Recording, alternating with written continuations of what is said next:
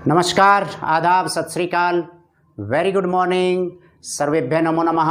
मैं नरेश वत्स एक बार फिर आप लोगों के सामने, जैसा मैंने वादा किया था कि मैं दीर्घ स्वर संधि और उसी से जुड़े हुए कुछ ऐसे 50 से 55 एग्जाम्पल आप लोगों के लिए लेकर के आऊँगा जो आपके लिए बहुत महत्वपूर्ण है। ये एग्जाम्पल ना केवल उन बच्चों के लिए जो 9वीं 10वीं 11वीं 12वीं से लेकर के ऊपर तक की क्लासेस के जो बच्चे हैं उनकी वोकैबुलरी में वृद्धि करेंगे, यानी कि उन बच्चों का जो शब्दकोश है, शब्द भंडार है, वो बढ़ाएंगे। इसमें मुहावरे भी होंगे, हो सकता है एक दो बहुत इम्पोर्टेंट यहीं पर आ जाए।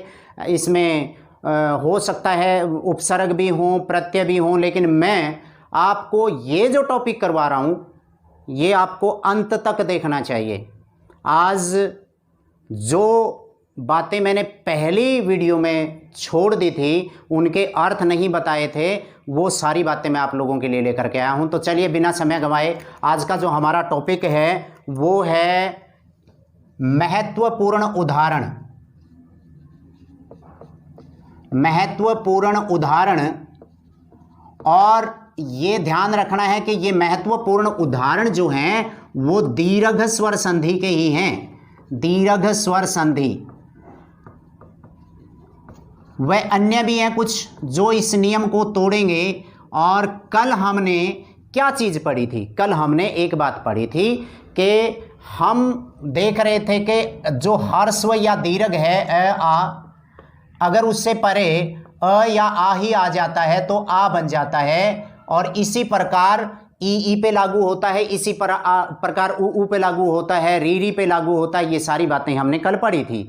आज हम देखते हैं कि वो चीज़ें कई बार अ और आ जुड़ता है तो हमें ये ध्यान नहीं रहता कि उधर वाला आ वाला ठीक है या अ वाला ठीक है।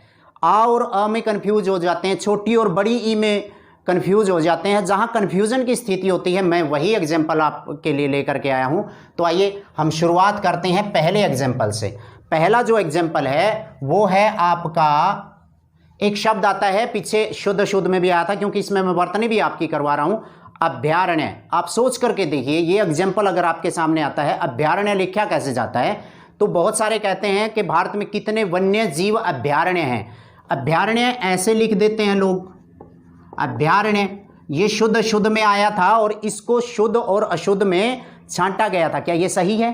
अगर सही होता तो बहुत सारे लोग जो संधि के जानकार हैं उसको अभी प्लस अरण्य से जोड़ करके बनाते। ऐसा ही करते आप। अगर ऐसा करते तो अ आगे थी भ आधी, ई का य बन गया और अ इसके अंदर आ गई और ये अभ्यारण्य बन जाता। तो इसका मतलब अगर संधि इसमें यण संधि है फिर तो ये अभ्यारण्य होता।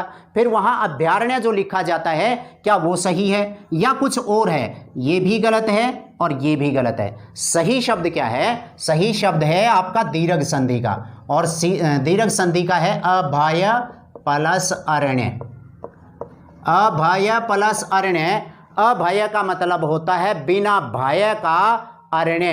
अरण्य का मतलब जंगल। जैसे आपने देखा होगा कि अरण्य कांड रामायण में आता है और वो उस कहानी के अंदर वहाँ वो सारे जंगल में ही रहते हैं, इसलिए अरण्य का मतलब जंगल होता है। अभय अरण्य, बिना भय का जंगल। अर्थात कोई भी प्राणी, कोई भी पशु, कोई भी पक्षी जहाँ बिना भय के रहता है, जहाँ बिना भय के रहता है उस जगह को अभयारण्य कहते हैं। अर्थात उसमें सभी स्वच्छंद होकर के विचरण करते हैं। तो इसका जब संधि होगी तो ध्यान दीजिए, ये अ और ये अ जुड़ करके ये भ पूरी आएगी और ये शब्द बनेगा अभयारण्य। ध्यान दीजिए, अभयारण्य शब्द बनेगा। तो यहाँ तीन चीज़ें आपके सामने आ जाती हैं। पहला, आप इसकी शुद्धि सीखे हैं, अभयारण्य शब्द शुद्ध में कैसे लिखा जाता है, एक सीखे हैं। दूसरा, आपको ये अभय, भय के विपरीतार्थक जो है वो निर्भय भी होता है और अभय भी होता है। कई बार वैसा शब्द वहाँ पर नहीं आता, तो इसका मतलब आप इसमें विपरीतार्थक भी सीखे हैं। इसके अंदर अरण्य शब्द है, अरण्य का मतलब जंगल, ये बात भी आप सीखे हैं। और हो सकता है कई बार क्या होता है कि इस तरह की परीक्षा में आपसे ये पूछ लिया जाए अरण्य रोदन क्या होता है। अरण्य रोदन क्या होता है? अरण्य रोदन का मतलब जंगल में रोना, और जंगल में रोना इसका मतलब बेकार में रोना, व्यर्थ का कार्य करना जहां कोई सुनने वाला ना हो। तो ऐसे में अरण्य रोदन, यहां आपका मुहावरा भी आ सकता है, यहां आपका विपरीतार्थक भी आ सकता है, यहां पर शुद्ध शुद्ध भी आ सकता है, और यहां पर आपका शब्द भंडार भी बढ़ रहा है। ऐसे 50 एग्जाम्पल, 60 एग्जाम्पल, 55 एग्जाम्पल जितने भी आज के इस टॉपिक में होंगे वो सारे मैं करवाऊंगा। दूसरा जो शब्द था वो था, कल हम पहले में भी मैंने बताया था कि कृपाचार्य एक शब्द है। मैं चलिए एक बार इसको उल्टे से लिख रहा हूं, अभयारण्य, मैं इधर शब्द लिख रहा हूं, ये शब्द था आपका अभयारण्य। क्लियर हो गया? और इसका संधि विच्छेद होगा अभय प्लस अरण्य। इसके बारे में मैं बता चुका हूं। दूसरा जो शब्द है वो है कृपाचार्य। कृपाचार्य का जब आप संधि विच्छेद करेंगे तो क्या कंफ्यूजन होता है? एक और मैं इसके साथ एग्जांपल लिख रहा हूं, कृपाकांक्षी। ध्यान दें इन सभी शब्दों को, कृपाकांक्षी मैंने लिखा, इसका मैंने लिखा कृपा प्लस आकांक्षी। कन्फ्यूजन की स्थिति तब पैदा होती है कि ये कृपा का आकांक्षी, आकांक्षी का मतलब कृपा चाहने वाला, आप लेटर के किसी पत्र के लास्ट में भी लिख देते हैं कई बार, तो कृपाचार्य में तो आप कह देते हैं कि कृपा प्लस आचार्य। एक बात बता दूं, ये भी ऑप्शन में होगा, कृप प्लस आचार्य भी होगा, और पै को हलंत करके तब कृप प्लस आचार्य भी होगा, और कृप प्लस आचार्य भी हो सकता है। ये 4 ऑप्शन। अभी ये जो है आपका आरोही जो परीक्षा हुई थी लेक्चरर की, उसमें आया भी था, और बड़ी कन्फ्यूजन की स्थिति हुई। जिन लोगों ने मेरे से पूछा उनको मैंने बताया था कि ये ओरिजिनल शब्द कृप शब्द है। कृप, जैसे कृप नाम का व्यक्ति था जो कौरवों और पांडवों का कुलगुरु था, और वो एक आचार्य था, उनको सिखाने वाला था, इसलिए सही शब्द था कृप प्लस आचार्य। तो ऐसे में ये शब्द सही बनता, इसकी संधि विच्छेद होता तो कृप प्लस आचार्य था, लेकिन लोगों ने कृपा प्लस आचार्य कर दिया इसको सोच करके। बात केवल एक मात्रा की थी, लेकिन आप किसी परीक्षा से बाहर हो जाते हैं ऐसे में। ऐसा ही एक शब्द था आपका चौथे नंबर पे, कुशासन। तो कुशासन जो शब्द है वो क्या है? वो कई जगह दे दिया जाता है कि कु प्लस शासन है। इसका मतलब क्या हो गया? कु उपसर्ग लग गया और शासन शब्द के साथ, तो फिर संधि कहाँ हुई इसमें? ये तो आपका संयोग हो गया, क्योंकि जब परिवर्तन ही कुछ नहीं हुआ तो इसका मतलब कु जमा शासन गलत है। और दूसरा जो है आपके सामने यही शब्द अगर ऐसे आ जाता है कुश प्लस आसन, तो तब क्या ये सही होगा? या फिर अगला ऑप्शन आ जाता है कुशा प्लस आसन। कुशा प्लस आसन, जो ज्यादा दिमाग लगाने लग जाते हैं वो कह देते हैं आसन। आसन का मतलब तो भोजन होता है, और कुश का भोजन, पता नहीं कैसे कैसे दिमाग में आने लग जाती है, लेकिन इसका मतलब इसका संधि विच्छेद होगा कुश। कुश का मतलब होता है डाब, एक पौधा विशेष आप कह सकते हैं, एक प्रकार की घास है ये, और उसका आसन जब बनाया जाता है ये कुश प्लस आसन है, कुशा नहीं है। कुश डाब को कहते हैं, कुश प्लस आसन इसका सही होगा। और वहाँ पर बराबर में जब कुशा प्लस आसन भी आता है तो बहुत सारे लोग गांव में या अलग अलग भाषी क्षेत्र में वहाँ पर कुशा बोल देते हैं, इसलिए इसको कुशासन कहा भी जा सकता है। तो कुशा कह देते हैं, लेकिन वास्तव में ये कुश प्लस आसन इसकी संधि विच्छेद होगी। उसके बाद एक ऐसा ही शब्द है आपका द्राक्षारिष्ट। समझ लें, द्राक्षास्व और द्राक्षारिष्ट। मैं ऐसे शब्द आपके सामने लिख रहा हूं, यहां आपके शब्द भंडार में भी वृद्धि हो रही है। 5, 6 द्राक्ष, द्राक्ष नहीं होता, क्योंकि हम क्या दिमाग में रख लेते हैं, रुद्राक्ष की एक माला होती है आप पहनते हैं जो रुद्राक्ष, तो इसलिए इसको द्राक्ष दिमाग में चढ़ जाता है, उसीलिए हम गलत कराते हैं। ये ओरिजिनल शब्द द्राक्षा है, और द्राक्षा का मतलब होता है दाख, जिसको आप क्या कहते हैं, दाख। दाख मतलब अंगूर का सूखा हुआ हिस्सा, जिसको आप दाख कहते हैं, द्राक्षा। ये ओरिजिनल शब्द द्राक्षा है। तो इसका मतलब दाख या किशमिश जिसको आप कहते हैं, तो द्राक्षा उसका आस्व, असव नहीं आश्व, आश्व का मतलब रस, उस दाख का रस, तो द्राक्षास्व कहलाता है। और वही अरिष्ट में भी आता है, वही द्राक्षा यहां पर आएगा, और ये अरिष्ट, अरिष्ट शब्द से जुड़ करके ये द्राक्षारिष्ट बन जाएगा। और उसके बाद अगर आप ऐसे ही एग्जाम्पल देखें तो उसमें आ जाता है नंबर 7 पे एक एग्जाम्पल आता है कारागार। मैं पहले लिख देता हूं कारागार।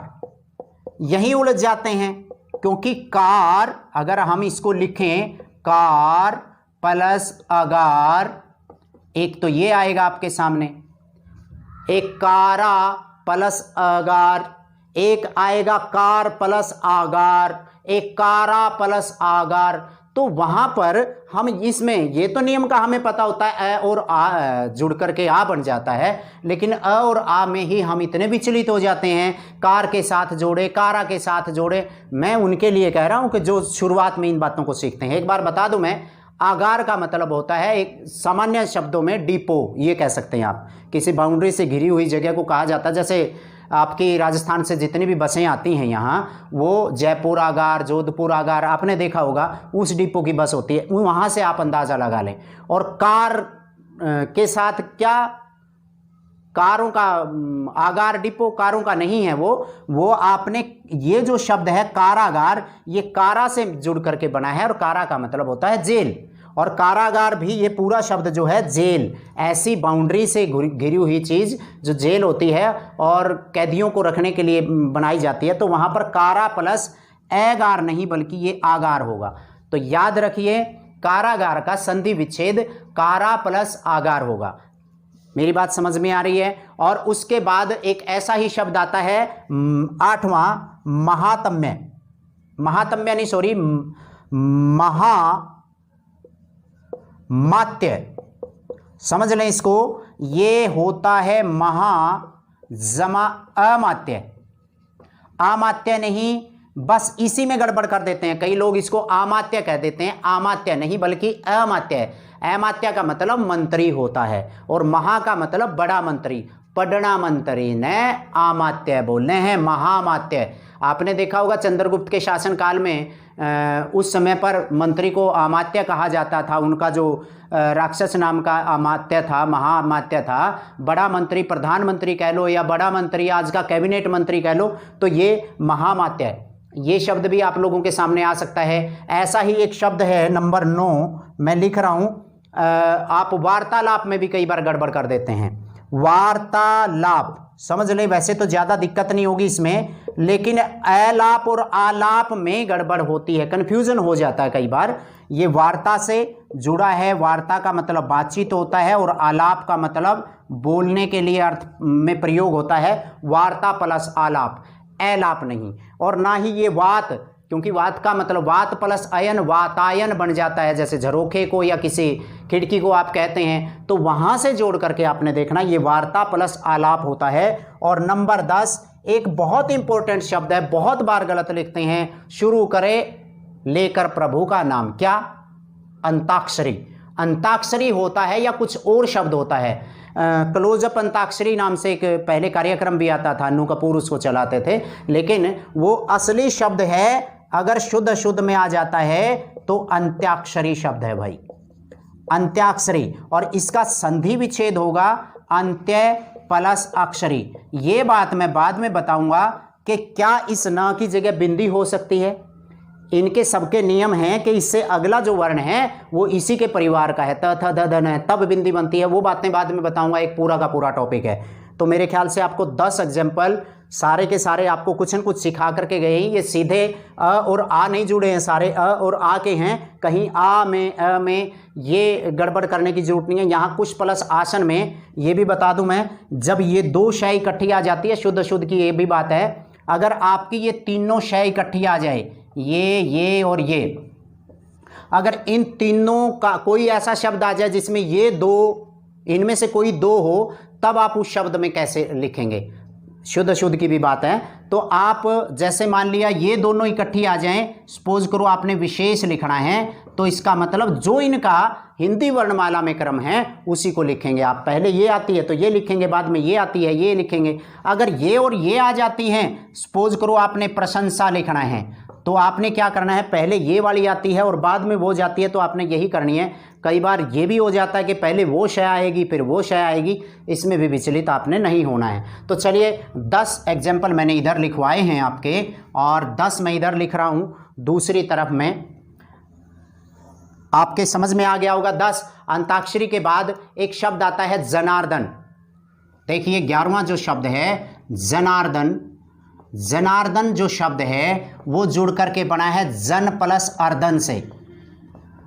ये जनार्दन जो शब्द है वो प्रयोग होता है भगवान विष्णु के लिए, जो जन की लोगों की पीड़ा का अर्दन करता है, अर्थात उस पीड़ा को हरता है। ये समझ लें कि जब किसी भी आदमी को कोई पीड़ा होती है, कोई दुख होता है, उसका अर्दन करने के लिए, उसको मिटाने के लिए जब भी आते हैं भगवान विष्णु या भगवान हमारे जो विष्णु के अवतार हैं, उसमें कृष्ण के लिए भी कई बार ये शब्द प्रयोग हो जाता है। ये आपकी एक बार एस्टेट की परीक्षा में भी आया था। मैं ये बता दूं कि ये जो वीडियो बना रहा हूँ मैं हमारे उन विद्यार्थियों के लिए बना रहा हूँ जो चाहे नेट की परीक्षा दे रहे हो, चाहे एचटेट की, चाहे सीटेट की, एचएसएससी की, एसएससी की, कोई भी परीक्षा दे रहे हो आप, यहाँ तक कि चाहे यूपीएससी की, क्योंकि इसमें मैं बहुत सारे एग्जाम्पल ऐसे भी करवाऊँगा। चाहे आप एचसीएस की परीक्षा दे दें, हिंदी के बहुत सारे ऐसे सवाल इसमें से आ जाते हैं, बाद में करवाऊँगा, वो बहुत टिपिकल से एग्जाम्पल्स हैं। तो इसलिए आप थोड़ा सा वो रखें, क्योंकि मुझे तो देखो भाई बहुत सारे लोग कहते हैं कि ये आप पढ़ा ऐसे कैसे रहे हैं।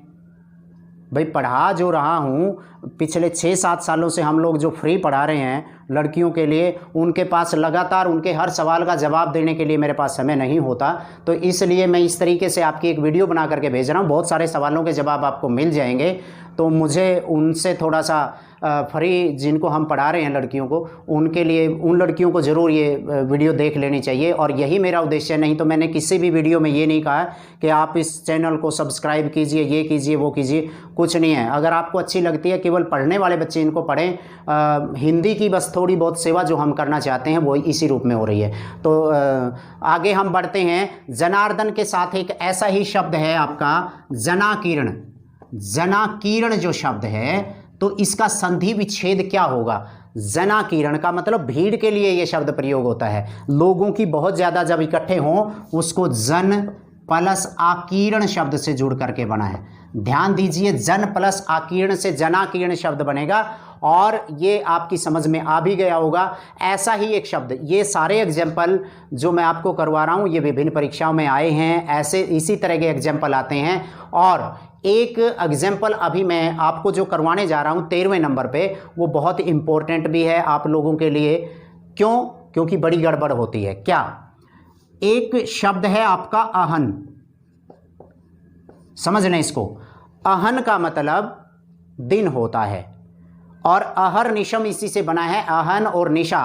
तो इसका मतलब अगर इस दिन के बीच वाले भाग को आप मध्य कहते हैं, पहले वाले भाग को आप पूर्व कहते हैं, और बाद वाले भाग को अपर कहते हैं। आप सभी को पता होगा, जब आप इन शब्दों को जोड़ोगे इसके अंदर दीर्घ संधि होगी भाई। लेकिन जो टेक्निकल बात आपने इसमें याद करनी है, जो बहुत कम लोग इसको जान पाते हैं, बहुत सारे परीक्षाओं में आते हैं कि ये मध्याहन होता है और ये पूर्वाहन होता है, ना कि न, और ये अपराहन होता है ना कि अण। संस्कृत में कई बार जो बेसिक चीज़ें उठा ली जाती हैं तब आप बहुत बड़ी गड़बड़ कर देते हैं। कैसे?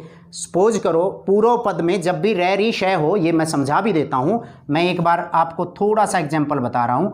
राम प्लस आयन एक एग्जाम्पल है, और आप सभी को पता है कि यहाँ अ और अ जुड़ करके आ बनेगी, समझ लें इस बात को। तो दीर्घ संधि होगी, इसका मतलब इसमें स्वर संधि है, और इस न का रामायण में अनय बनेगा, इसका मतलब व्यंजन संधि भी होगी। न का अनय बनना, व्यंजन में परिवर्तन हुआ तो व्यंजन संधि होगी। तो आजकल सवाल यूँ आने लगे, 4 एग्जाम्पल दे दिए और उसमें ये पूछने लगे कि ये बताइए कि निम्नलिखित में से कौन सा उदाहरण में दोनों संधियां हैं, स्वर भी और व्यंजन भी, तब रामायण आपका काम आएगा। ये बात तो मैंने बताई है, लेकिन मैं जो आपको बताने जा रहा था वो थी ये र। जब भी पूर्व पद में र हो, समझ लें, री हो, ये वाली श हो तो इसका मतलब उत्तर पद का ये जो न है वो हमेशा न में चेंज हो जाता है, लेकिन कुछ परिस्थितियों में नहीं होता। अगर आप रस प्लस अयन कहते हैं वो संस्कृत के सूत्रों के द्वारा नहीं होता, अर्ध प्लस अंगिनी अर्धांगिनी नहीं होता, नी ही रहेगा। उनके कारण हैं कुछ, उनके सूत्रों के द्वारा। अब संस्कृत की सारी बातें मैं यहाँ इस अकेले वीडियो में नहीं बता सकता, तो वो फिर कभी हम बातचीत करेंगे। लेकिन न को अनय हो जाता है, कई बार ना याद रहे तो आपको समझाने के लिए मैं बात बता रहा हूँ। आपने याद किया होगा देव का रूप, और जब आप तृतीय विभक्ति का एक वचन करते हैं तो वो देवेन होता है, और षष्ठी विभक्ति का बहुवचन करते हैं तो देवा नाम होता है। एक बार यहाँ से समझ लें।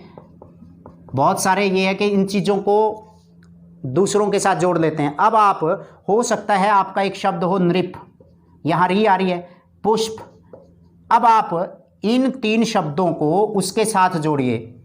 क्या देवेन हो, यहाँ पर रामेण नहीं होगा, रामेण की जगह रामेण होगा, और रामा नाम की जगह रामा नाम होगा। ये नृपेण होगा और नृपा नाम होगा, ये पुष्पेण होगा और पुष्पा नाम होगा। वहाँ से ये याद रख लें कि वहाँ पर नय का नय क्यों बना था, यानी र री श पूर्व पद में हो तब ऐसा होता है। तो मैं आपको ये बात बताने जा रहा था, ये तो सारी बातें इससे जोड़ रहा हूँ मैं। अब ये देखिए, ये पूर्व 13वें नंबर पे क्या लग रहा है, पूर्व प्लस पूर्वाहन शब्द है ये, पूर्वाहन। ध्यान दीजिए, है हलंत और अणय, ये भी नहीं है कि पूर्वाहन शब्द गलत है, तो ये पूर्व प्लस अहन। अब ये कहोगे कि आपने तो जी हमें कन्फ्यूज़न में डाल दिया, हम इसको ठीक करें, किसी जगह पे आ जाए या इसको ठीक करें। भाई बात सुन लो, ये दोनों अगर किसी में देर खाया है तो इसका मतलब अगला आपसे ये पूछना चाहता है, आपको पता भी है नय का नय बनता है, तो ये ठीक करना है। तब दोनों आ रहे हो तो, और भैया ये अकेला आ रहा है तब भी ठीक है, ये अकेला आ रहा है तब भी ठीक है, इसमें कन्फ्यूजन वाली कौन सी बात है। और ऐसा ही आपका एग्जाम्पल नंबर 14 पे है। नंबर 14 पे आपका अपर प्लस अहन, अपराहन शब्द सही है, और ये अपराहन भी ठीक है, अपराहन। तो ये अपर प्लस अहन से जुड़ करके बना है। ये बात समझ में आ गई होगी सभी को। ये छोटी सी बात थी लेकिन मेरे लिए बतानी बहुत ज़्यादा ज़रूरी थी। अपराहन और जब शुद्ध शुद्ध में आते हैं ना, यही हमारे नंबर जहाँ 89 हो जाते हैं, 90 होने चाहिए थे, वहाँ एक में ही गड़बड़ हो जाती है। और फिर कहते हैं हिंदी में नंबर बहुत कम आए। भाई हिंदी तो मैंने सारे ही आवे थी, आंधी को नहीं हिंदी ने ढंग से पढ़ते को नहीं। जिस ढंग की किताबें हम पढ़ रहे हैं वहाँ पर गलत जानकारियाँ और विभिन्न प्रकार के जो यूट्यूब चैनल हैं, मैं किसी की बुराई नहीं कर रहा हूँ, लेकिन उनमें जो परोसा जा रहा है भाई बहुत दर्द आता है। पता नहीं कैसे कैसे लोग पढ़ा रहे हैं। उसके बाद एक शब्द आता है आपका नंबर 15, देख लें, युवावस्था। युवावस्था में संधि विच्छेद, ये कई परीक्षाओं में आ चुका है। यौवन प्लस अवस्था बनेगा, नय का लोप होगा, ये बात ध्यान रखनी है। यूँ कह दे कि पता नहीं जी ये कहाँ से आ गया, यौवन या युवान भी हो सकता है, और ये है अवस्था। ध्यान दें, इस न का यहाँ से लोप होगा, लास्ट की न चली जाएगी और इसका अ और इसका ए जुड़ करके युवावस्था बनेगा। समझ लें इस बात को। वहाँ पर युवा प्लस अवस्था भी हो सकता है, एग्जाम्पल आ जाए कोई। तो उसके बाद नंबर 16 मैं जो एग्जाम्पल आपको करवा रहा हूँ ऐसा ही है जिसमें न गड़बड़ होती है, और वो शब्द है योगींद्र। समझ लें एक बार, योगींद्र। उलझने की जरूरत नहीं है, योग प्लस इंद्र योगेंद्र बनेगा, उसमें गुण संधि होगी, उसके साथ नहीं जोड़ना है। ये शब्द है योगींद्र। और ऐसा ही एक शब्द है योगीश्वर। समझ लें, ये दोनों के दोनों शब्द योग से या योगा से नहीं बनाने हैं। इनमें इनका ओरिजिनल जो शब्द है न का लोप होगा, और ये शब्द बनता है योगीन से, योगीन हलंत प्लस इंद्र। और ऐसे ही ये है योगिन प्लस ईश्वर। ध्यान दें इन दोनों एग्जाम्पल्स की तरफ, बड़ी कन्फ्यूजन से निकाल रहा हूँ। ये इसी तरह के एग्जाम्पल आपके आ रहे हैं, और ये पिछली परीक्षाओं में देख लो आप सारे के सारे, और रह जाते हैं। उद्देश्य हमारा सिर्फ एक ही है कि आप अच्छे टीचर बन करके अच्छे तरीके से बच्चों को पढ़ाएं, और जब वो बच्चे आगे जाएं तो ये कोरोना वायरस है जो हम लोगों के दिमाग में गलत डाल रहे हैं। जब हम गलत पढ़ाएंगे टीचर से कोई पूछने वाला नहीं है कि उसने गलत क्यों पढ़ा दिया, उसकी वजह से उसको कोई सज़ा नहीं मिलती। लेकिन बच्चा अगर गलत कर देता है तो उसको सज़ा मिलती है, बहुत कम अंक आते हैं, उसकी परीक्षाएं बाहर चली जाती हैं। इसलिए हम ये सारी बातें कर रहे हैं। मुझे लग रहा है कि आप मेरी बातों को सुन रहे हैं। और अगला जो एग्जाम्पल मैं ले रहा हूँ वो ले रहा हूँ सचिंद्र और सतीश, 2-3 एग्जाम्पल हैं। इसमें पहले मैं एक ही तरह के ले लेता हूँ। 18 एक एग्जाम्पल ले रहा हूँ मैं क्षितीश, समझ लें इसको, क्षितीश। दूसरा ले रहा हूँ मैं 19 सतीश। तीसरा ले रहा हूँ 20 सचिंद्र। श ये है, च को बड़ी की मात्रा है सचिंद्र। आइए इन 3 शब्दों के ऊपर हम डिस्कशन करते हैं। क्षितीश, क्षिति का ईश अर्थात धरती का जो भगवान है वो राजा के लिए प्रयोग होता है, और जब इसका संधि विच्छेद होगा तो क्षिति में छोटी मात्रा आएगी और ईश में बड़ी आएगी। समझ लें, क्षितिज में ये छोटी और बड़ी मिलकर के बड़ी बन जाएगी, क्षितिज राजा को कहते हैं। सतीश, ये सती बड़ी की मात्रा है और ईश है। अगर इसमें समास पूछा जाता है, सतीश में बहुब्रीहि समास होता है। क्यों होता है? सतीश नाम है भगवान शिव का। क्यों है? जब आपने कई बार देखा होगा, जब हम छोटे छोटे थे तब भी कीर्तन सुनते थे, और उन कीर्तन में एक गीत आता था कि शिव शंकर भोलेनाथ मैं ब्याह करवाऊँ तेरे तय। उसमें एक लाइन आती है, मैं एक बार इसको समझाने के लिए बता रहा हूँ कि तेरे पिता ने यज्ञ करवाया था, उसमें मुझको नहीं बुलाया था, अग्नि में झोंक दिया गात, ओ गात मैं ब्याह करवाऊँ तेरे तय। क्या लग रहा है आपको इसमें? कौन थी जिसने अपना गात अग्नि में झोंक दिया था? और वो थी दक्ष प्रजापति की पुत्री सती, जिसने भगवान शिव से शादी की थी। भगवान शिव से शादी करने के कारण उनका सती का जो ईश था, वो सती का ईश वो सतीश बना, और सतीश भगवान शिव को कहते हैं। इसलिए अलग अर्थ में प्रयोग होता है। सतीश में बहुब्रीहि समास होगा। आपको कहने वाले बहुत कुछ मिल जाएंगे, बहुत सारे तो मुझे भी ये कहते हैं कि आप बहुत सारी चीज़ों को गलत पढ़ाते हैं। नहीं भाई, मैं तथ्य पर आधारित बात करता हूँ। हो सकता है गलती मुझसे हो जाए, लेकिन मेरी वो गलतियाँ, सभी सुधीजनों से मेरी रिक्वेस्ट कि वो मेरी गलतियाँ ज़रूर सुधरवा दें। सचिंद्र, सची में छोटी की मात्रा लगा देते हैं। सची नाम इंद्र की पत्नी का था, इसलिए यहाँ पर सची में बड़ी की मात्रा लगानी है, और ये सची प्लस इंद्र है। ध्यान दें, ये 20 एग्जाम्पल मैंने करवाए हैं। सची में बड़ी की मात्रा आएगी। छोटी और बड़ी में ही तो हम गड़बड़ करते हैं। ये तो हमें पता हो छोटा और बड़ा मिलकर के बड़ा बन जाता है। तो चलिए आगे हम बढ़ते हैं। एक बार आप इसका स्क्रीनशॉट ले सकते हैं, इसलिए मैं इसके आगे से हट रहा हूँ। यस, मैं आगे बढ़ रहा हूँ। एक बार देख लेता हूँ। अभ्यारण्य, कृपाचार्य, कुशासन, कोई शब्द गलत ना लिखा गया हो। अगर लिखा जाए तो आप कमेंट बॉक्स में मेरे डाल सकते हैं, मैं उसको ठीक कर दूंगा। कई बार जल्दबाजी में रह भी जाता है कोई शब्द। तो आइए हम और थोड़ा सा आगे बढ़ते हैं, और आज के इस टॉपिक को बढ़ाते हुए 50 से 55 एग्जाम्पल करूँगा भाई। लंबी वीडियो चाहे कितनी भी बन जाए, लेकिन बहुत इंपॉर्टेंट बातें मैं आप लोगों के लिए करवा रहा हूँ। उसके बाद अगला जो शब्द है बहुत इंपॉर्टेंट है, 21 शब्द है लघुतम। कई कह देते हैं लघुतम समापवर्त्य, लघुतम महत्तम समापवर्तक। अपवर्तक और अपवर्त्य में फर्क होता है, वो तो मैथ में समझाऊंगा। तो लघुतम मतलब इसमें संधि होगी छोटा ऊ प्लस उत्तम। इसमें तम प्रत्यय लग करके नहीं बना है, ये डबल तय और मैं नहीं होता, वो तर और तम प्रत्यय होते हैं। ऐसा ही एक शब्द है, मैं 22वां लिख रहा हूं, लघुतर। ये शब्द है लघुतर। तो लघु का मतलब छोटा और उत्तर का मतलब उत्तर। छोटना उत्तर ने लघुतर बोलते हैं। बड़ाऊ की मात्रा आवेगी, लघुतम में भी बड़ाऊ की मात्रा आवेगी।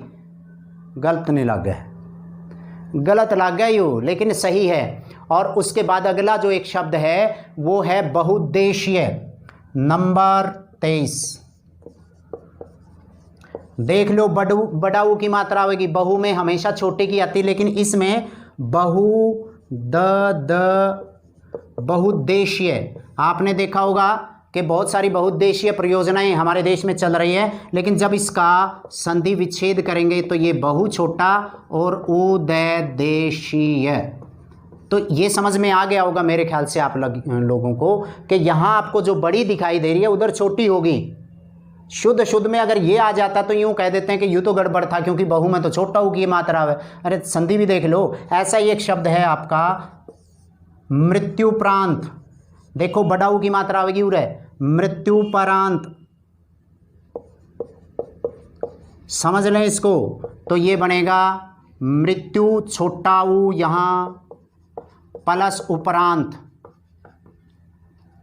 तो मैं ये बात बता रहा हूं कि शुद्ध शुद्ध में अगर ये मृत्युपरांत आपके सामने आता है तो हम क्या कर देते हैं, वही तो गड़बड़ कर देते हैं। मृत्यु दिमाग पे चढ़ रहा है, छोटा ऊ की मात्रा होगी, लेकिन ये तो संधि विच्छेद होने के बाद इसका पता चलेगा। उसके बाद ऐसा ही एक शब्द है अनुदित। समझ लें 25वां अनुदित। बड़ा ऊ की मात्रा आएगी और दित, मतलब अनु का मतलब पीछे और उदय जिसका बाद में उदय होता है उसको अनुदित कहते हैं। बहुत सारे लोग अनुवादित जो रचना होती है यूँ कहते हैं अनुवादित रचना है, नहीं, ओरिजिनल शब्द अनुदित है। अनुदित, अनु का मतलब बाद में जो उदित होती है। और नंबर 26 ऐसा ही एक शब्द है मंजूषा। समझ लें, एक तो मंजूषा ऐसे लिखा जाएगा, या इसको मंजूषा ऐसे भी लिख सकते हैं, मंजूषा। समझ लें, यहाँ ये आएगी क्योंकि आगे ज है, ये बाद में बात करेंगे।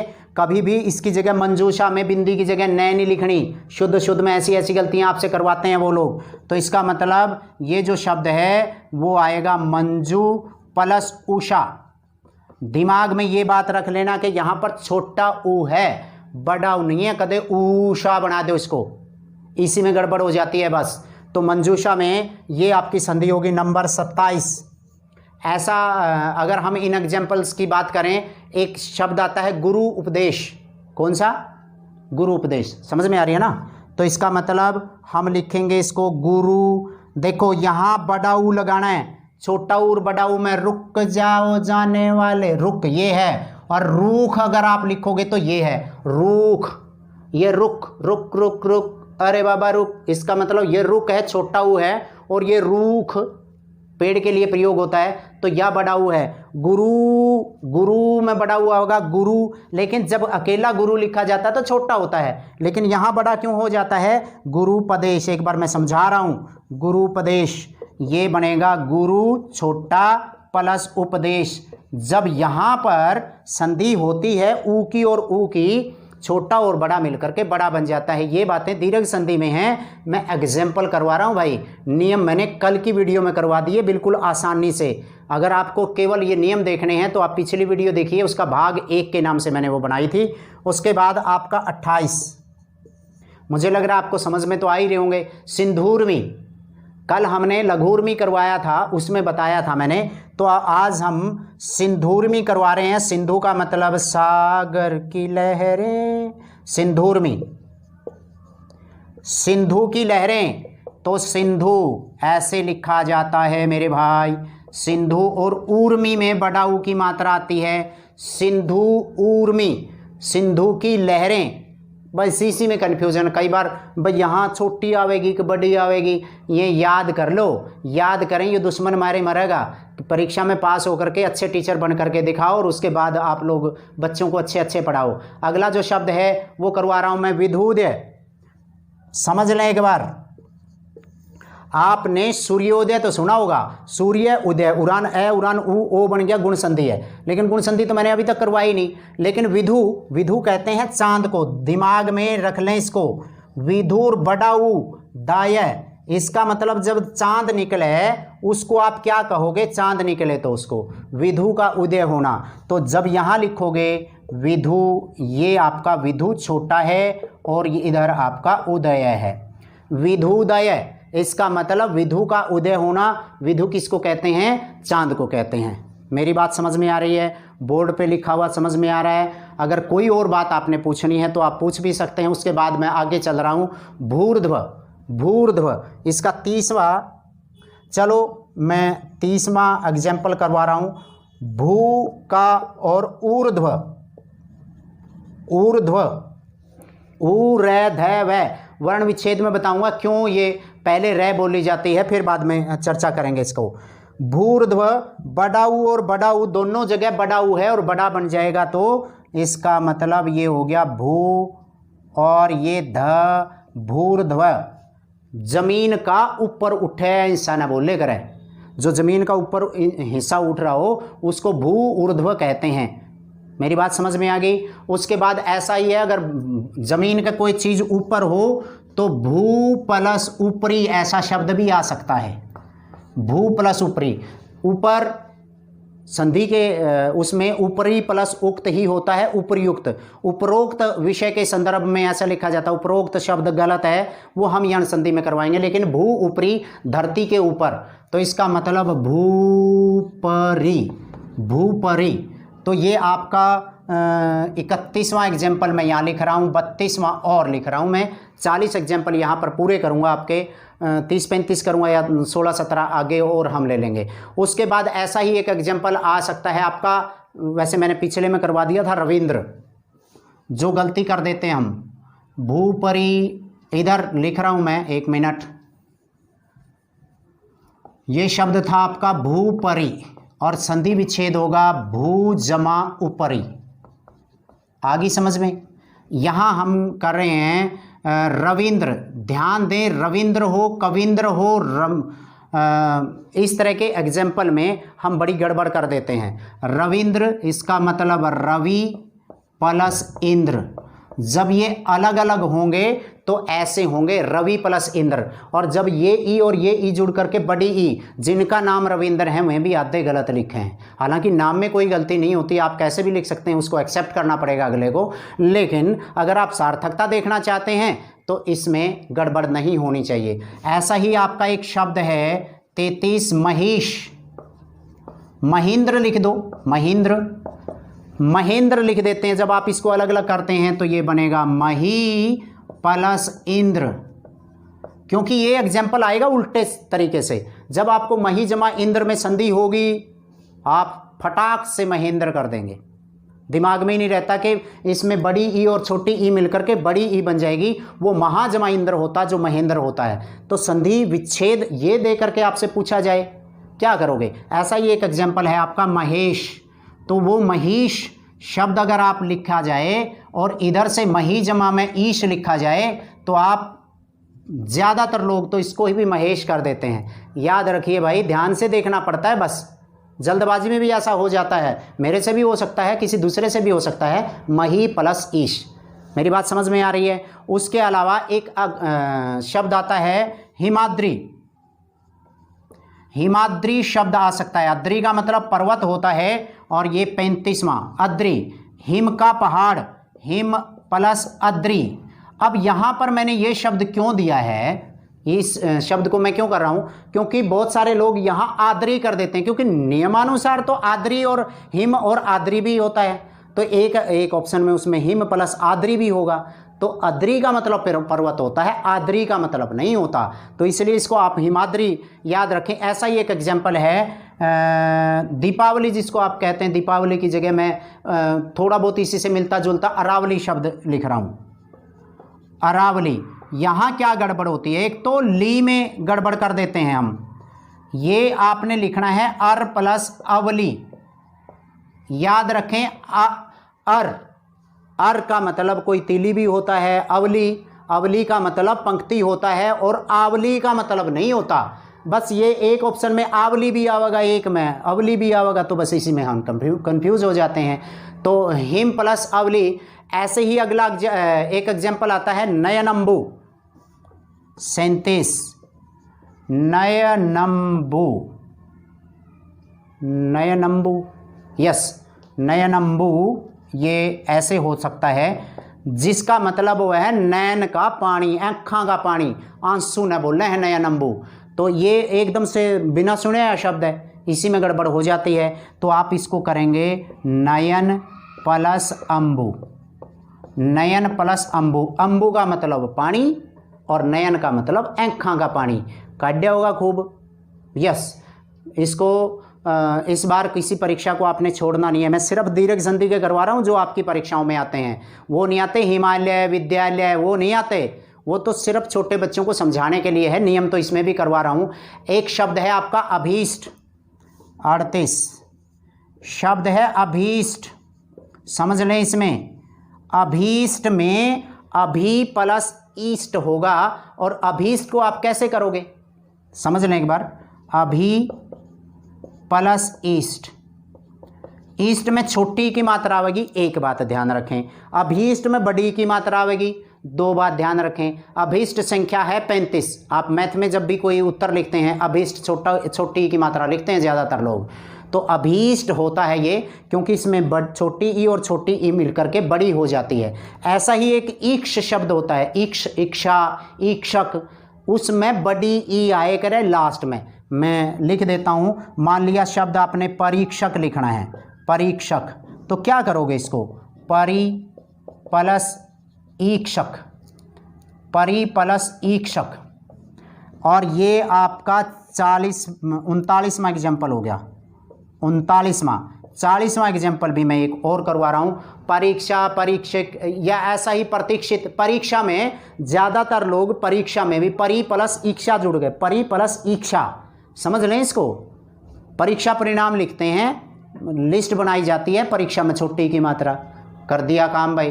टीचर, अच्छे अच्छे टीचर भी, इसलिए भाई इसमें थोड़ा सा सुधार कर लें। मैं कोई आप लोगों को निर्देश नहीं दे रहा हूँ, लेकिन फिर भी ये थोड़ी सी गलतियाँ जब बाहर जाती है तो हिंदी प्रेमियों को थोड़ा सा अच्छा लगता भी नहीं है। ऐसा ही प्रतीक्षित एक शब्द है, प्रति प्लस इक्षित, चलो मैं कोई बात नहीं इधर लिख देता हूँ। प्रतीक्षित में आपको बड़ी की मात्रा लिखनी है, प्रतीक्षित, तो आप इसको अलग करोगे तो प्रति प्लस इक्षित। अब यहां गड़बड़ हो जाती है, जैसे मैंने कर दी, तो ये ई बड़ी आएगी, इसमें ईक्षित शब्द होता है, ईक्षित। मेरी बात समझ में आ गई। मैंने 40 एग्जाम्पल लिखे हैं, अब 15 एग्जाम्पल वो लिखूंगा जो इन नियमों को तोड़ेंगे। अ जुड़ करके आ नहीं बनेगा, जहाँ कहीं कोई वर्ण ही गायब हो जाएगा।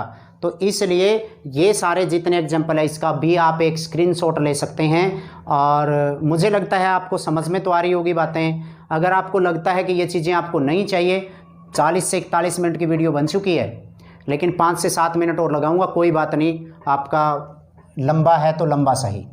तो चलिए मैं एक बार इसको साफ कर रहा हूँ। इसी से जुड़े हुए कुछ विशिष्ट उदाहरण 10 से 15 और मैं करवाऊंगा, जितने भी मेरे दिमाग में आएंगे अभी।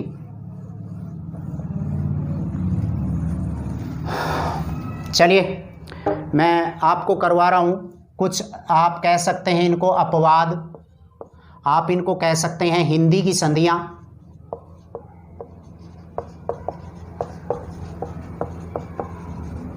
आप इनको कह सकते हैं विशिष्ट उदाहरण।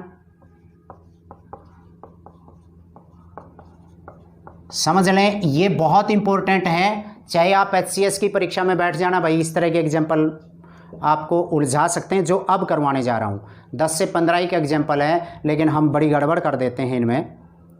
डरे ना, मुश्किल नहीं है हिंदी की संधियाँ, क्योंकि जो जब आपको तब ही तभी और जब ही 2 गुना दुगुना क्यों हो जाता है और 3 गुना तिगुना क्यों रह जाता है, इस तरह की बातें आपसे पूछी जाएंगी।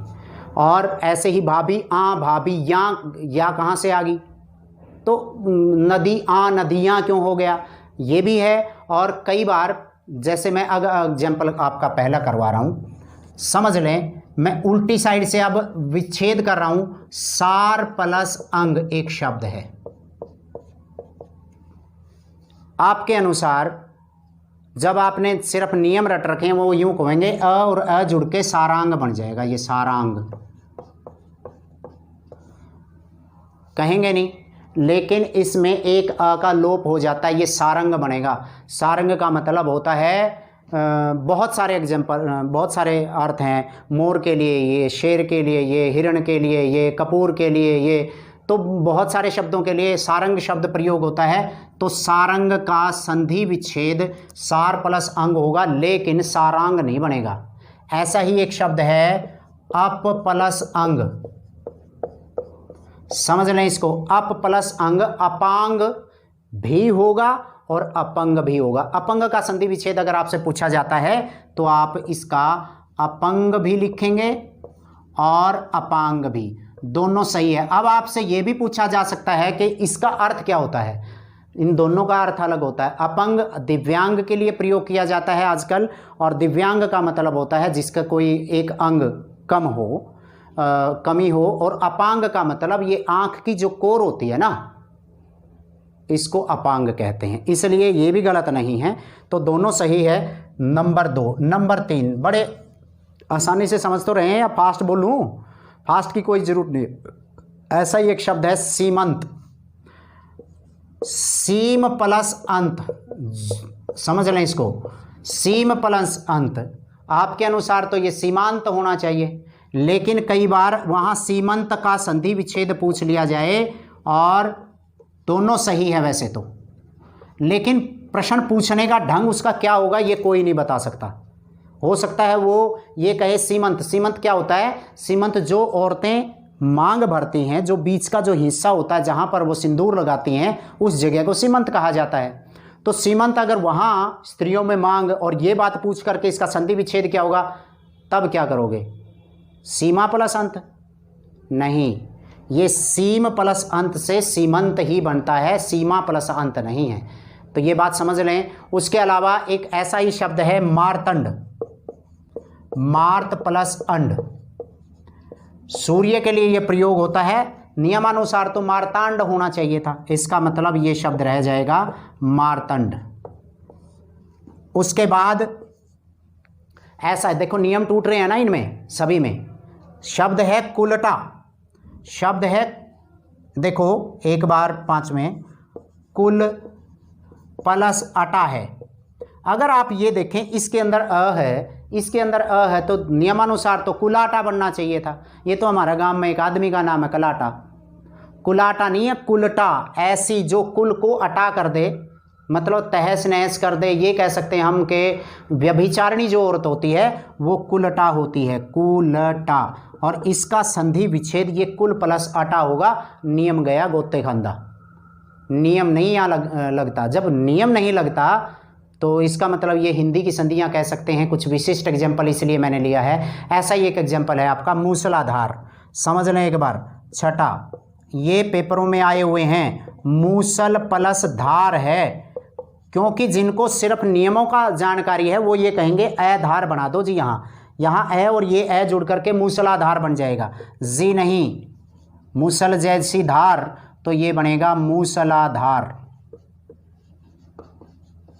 समझ लें इसको, मूसलाधार। आगे समझ में। उसके बाद नंबर 7, 7वें नंबर पे मैं इसको ऐसा ही एग्जाम्पल करवा रहा हूँ। विश्वामित्र, ये अभी इसमें भी आया था, एस्टेट में भी आया था, और ये शब्द बनेगा विश्व प्लस मित्र।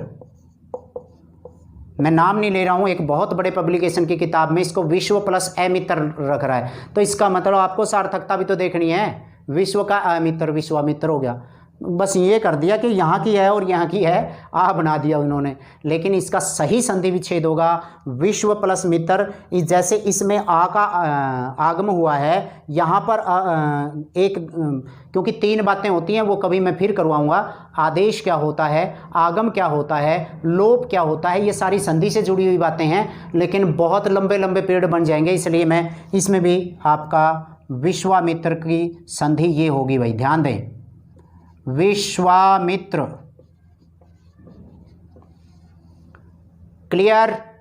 इसके बाद हम आगे बढ़ रहे हैं कि कई बार बड़ा ऊ का छोटा ऊ कैसे बन जाता है।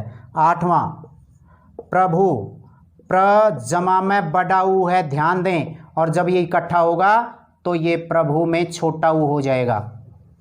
ये 5-7 एग्जाम्पल आप लोगों के सामने जो नियमों को तोड़ रहे हैं। कहीं पर आगम हो रहा है, कहीं पर लोप हो रहा है, कहीं पर आदेश हो रहा है, बहुत सारी चीज़ें हैं। तो उसके बाद नंबर 9, नंबर 9 में मैं एक एग्जाम्पल करवा रहा हूँ। हालांकि ये अगर आपकी परीक्षा में आता है तो संधि में आना तो नहीं चाहिए, फिर भी मैं बता देता हूँ। प्रतिकार, प्रति जमा कार, तो ये प्रतिकार सही मायने में तो ये बनेगा, ध्यान दे लें दोनों। प्रतिकार संधि तभी होगी इसके अंदर हर्स्व का दीर्घ, जैसे यहाँ हर्स्व का दीर्घ हो रहा था, यहाँ पर हर्स्व का दीर्घ हो रहा था, ऐसे ही छोटी ही बड़ी में बदलेगी। ऐसा ही एक एग्जाम्पल है प्रतिघात, प्रति जमा घात, तो ये प्रतिघात बन जाएगा प्रतिघात। अब ये कहोगे जी ये तो आपने गलत करवा दिया, क्योंकि इसका प्रतिकार छोटी ई की मात्रा वाला भी सही है और प्रतिकार, लेकिन संधि में अगर आता है ये फिर कन्फ्यूजन पैदा कर देता है ये। क्यों? क्योंकि संधि तो है ही नहीं प्रतिघात में या प्रतिकार में। संधि में पूछा जाता है तो फिर ये सही है, संस्कृत में ये सही है और हिंदी में ये रूप मान्य है। समझ लें, आपने छठी क्लास में एक बकश्य प्रतिकार है, एक पाठ है बगुले का बदला, और प्रतिकार का मतलब बदला होता है, तब वहाँ देखना आप प्रतिकार में बड़ी की मात्रा है। तो हम इनको एग्जाम्पल्स को उठाएं जहाँ से वो बहुत इम्पोर्टेंट होने चाहिए, और अगले कुछ एग्जाम्पल में थोड़े से दिन और रात से जुड़ करके कि कैसे पिछला जो हिस्सा है उनका वो गड़बड़ कर देता है हमें। चलिए मैं नंबर 11 पे करवा रहा हूँ, एक बार रात्रि वाले करवा रहा हूँ। शुद्ध शुद्ध में आते हैं, नव प्लस रात्रि, देखिए इसका ई गायब हो जाएगा। नव प्लस रात्रि में नवरात्र शब्द बनेगा, ना कि नवरात्रि। देखिए नवरात्र, नवरात्रि नहीं बनाना है भाई इसको। ऐसे ही अहन, अहन का मतलब दिन होता है और रात्रि का मतलब रात होता है, तो इसका मतलब रात्रि का तो रात्र बनेगा ही, इस अहन का भी अहो बनेगा। शुद्ध शुद्ध में कई जगह इन शब्दों को पूछा जाता है आजकल। अहो रात्र अहन प्लस रात्रि से जुड़ करके बनेगा। ऐसे ही दिवा, दिवा का मतलब दिन और इधर रात्रि आ जाए तो इसका मतलब ये दीवा रात्र सही शब्द है। समझ लें, 12, 13, 14 समझ में आ रही है। एक अहर्निश शब्द है तो वो आपने क्या करना है, अहन जमा निशा, इन दोनों को जोड़ करके आपने अहर्निश शब्द बनाना है। अहर्निश, क्लियर है सभी को? अहर्निश, इसमें ये जो है रे का आगम होगा और निशा का आ जाएगा अहर्निश, अहर्निशा नहीं। समझ में आ गई? एक दो एग्जाम्पल और आपके इम्पोर्टेंट है। नंबर 15, प्रति प्लस अक्षी शब्द है ये, प्रति प्लस अक्षी, तो प्रत्यक्ष शब्द बनेगा, प्रत्यक्ष, नॉट प्रत्यक्षी। और कभी ये कर दो प्रति प्लस अक्ष बराबर है प्रत्यक्ष, ये उलझा देगा आपको। ऐसे ही सहस्राक्ष है, नंबर 16, सहस्र, सहस्र पैर में रहे है इसके, कदे सहस्त्र बना दो, जमा अक्षी है तो ये सहस्राक्ष बनेगा, सहस्राक्ष। समझ में आ गई? इसमें क्या गड़बड़ कर देते हैं, जैसे स्रोत लिखा जाता है, एक बार मैं ऊपर लिख रहा हूं स्रोत, ये सही होता है, बहुत सारे लोग इसको स्त्रोत लिख देते हैं, स्त्रोत। शायद मुझे जो लगता है उन्होंने ये किया होगा कि ये जो स्रोत लिखा ना, स्रोत, देखो ये लिखा, स्रोत लिखा तो था ऐसे ही, किसी पर गड़बड़ में ये हो गया बस, और इसके पैर में रह थी, उनने त्रय दिखने लगी।